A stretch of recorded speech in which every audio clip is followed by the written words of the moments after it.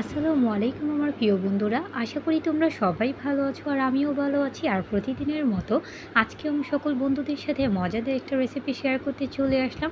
আজকে শেয়ার করছি বাসমতি শুটকি দিয়ে লতির অসাধারণ এই রেসিপিটি।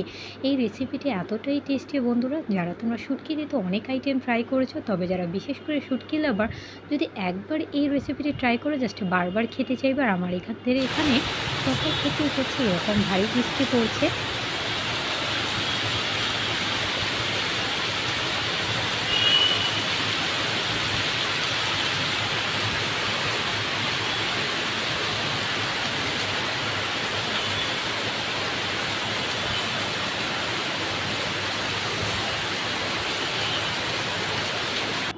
আজকে সকাল থেকেই বন্ধুরা হচ্ছে আমাদের এখানে ভারী বৃষ্টি হচ্ছে। সকল কিছুর জন্যই আলহামদুলিল্লাহ সকালটা শুরু হয়েছে আল্লাহর এই বিশেষ রহমতে।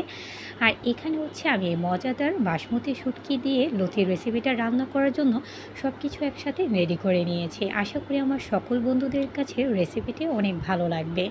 চলো বন্ধুরা, তাহলে কিভাবে রান্না করছি তোমাদের সকলের সাথে শেয়ার করা যাক। আর লতিগুলো আমি এখানে ভালো করে হচ্ছে খোসা ছাড়িয়ে ধুয়ে কেটে এখন অল্প একটু সেদ্ধ করে নিলাম। এটা হচ্ছে শুটকিটার সাথে লতিটা রান্না করার সময় জাস্ট খেতে অসাধারণ লাগবে। আর লতিগুলো একদম সফট হয়ে যাবে। আর এখানে আমি রান্না করার জন্য সব কিছু অলরেডি একসাথে রেডি করে নিয়েছি। চলো বন্ধুরা, তাহলে এখানে রান্না করার জন্য অলরেডি আমি এখানে কড়াইতে সয়াবিন তেল দিয়ে দিচ্ছি। আর তেলটা গরম হয়ে গেলে এখন হচ্ছে আমি পেঁয়াজ কুচিটা ছেড়ে দিচ্ছি। আর পেঁয়াজটা পরিমাণে একদমই অল্প দিয়েছি, যাতে রেসিপিটা খেতে এত ভারী না হয়। আর এখন আমি ভালো করে নাড়াচাড়া দিয়ে লাল করে নিচ্ছি। তোমরা দেখতেই পাচ্ছ পেঁয়াজটা লাল হয়ে গেছে। আর এখন আমি একটা বাসমতি শুটকি দিয়ে দিচ্ছি। তোমরা চাইলে এটা চ্যাপা শুটকি দিয়েও রান্না করতে পারো। আর আমি এখানে বন্ধুরা একটা চ্যাপা শুটকি দিয়ে দিচ্ছি, কারণ শুটকির স্মেলটা এতটাই স্ট্রং যে একটা বা দুটা দিলে যথেষ্ট। আর এখানে আমি মরিচ আর হলুদের গুঁড়ো অ্যাড করে দিলাম। আর সামান্য হচ্ছে একটু পানি দিয়ে ভালো করে মশলাটা এখন কষিয়ে নিচ্ছি।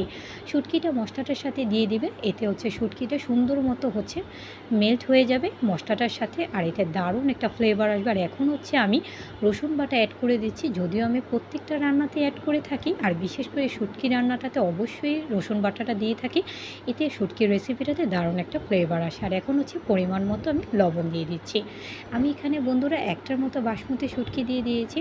আসলে হচ্ছে যে কোনো কিছু অতিরিক্ত বা বেশি দিলেই শুধু রান্নার স্বাদ হয় না, কম মশলা দিয়েও হচ্ছে দারুণ স্বাদের রান্না করা যায়। এটা হচ্ছে আমার মা বলে থাকে সবসময়। আর মা অল্প রান্না কিছু দিয়ে রান্না করে থাকে। আর এখানে হচ্ছে আমি কাঁচামরিচটা দিয়ে দিলাম মশলাটাতে। এতে হচ্ছে মশলা কষানোর সময় কাঁচামরিচটা দিলে কাঁচামরিচের ঝাল স্বাদটা সুন্দর মতো যে কোনো রান্নাটাতে চলে আসে। আর এখন বলক চলে এসেছে আর কষানো হয়ে গেছে। এখন হচ্ছে আমি আগে থেকে সিদ্ধ করে রাখা লতিগুলো দিয়ে দিচ্ছি।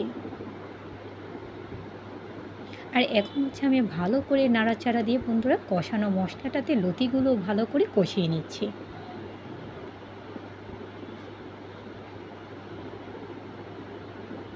আর লতিটা প্রায় অলরেডি হয়ে এসেছে। আর এখন আমি উপর দেখছে একটু লেবুর রস দিয়ে দিলাম বন্ধুরা। অনেক সময় দেখা যায় লতিগুলো আবার গলায় ধরে, কিন্তু এরকম যদি লেবুর রস দিয়ে থাকো তাহলে অবশ্যই গলায় ধরবে না। আশা করি আমার সকল বন্ধুদের কাছে এই শুটকি দিয়ে লতির রেসিপিটা ভালো লেগেছে। তোমরা কিন্তু অবশ্যই লাইক কমেন্ট শেয়ার করতে ভুলবে না। আর যারা যারা আমাকে সাপোর্ট করছে অসংখ্য ধন্যবাদ। যারা এখনও আমাকে সাপোর্ট করে ফেলো আমার নিত্য নতুন ভিডিও দেখার জন্য। আজকে এ পর্যন্ত, আল্লাহ হাফিজ।